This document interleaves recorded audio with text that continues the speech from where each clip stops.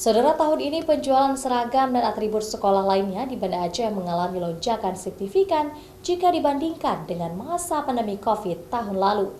Peningkatan penjualannya mencapai 80% lebih. Bahkan grosir penjualan seragam sekolah tidak mampu memenuhi sebagian permintaan dari luar kota. Seperti pusat penjualan grosir dan eceran seragam sekolah di kawasan Nesu, Banda Aceh. Tahun ini kewalahan melayani permintaan seragam dan atribut sekolah lain dari berbagai sekolah maupun toko-toko pengecer lain di Aceh. Kondisi tersebut sangat berbeda dengan kondisi pandemi tahun lalu. Pengakuan dari salah satu pemilik usaha seragam sekolah, Mr. Vance Tony, tidak hanya penjualan grosir, penjualan eceran pun mengalami peningkatan signifikan, terutama jenis seragam sekolah. Semuanya udah aktif kembali kayak biasanya, maka terkadang di sini kami kehabisan stok.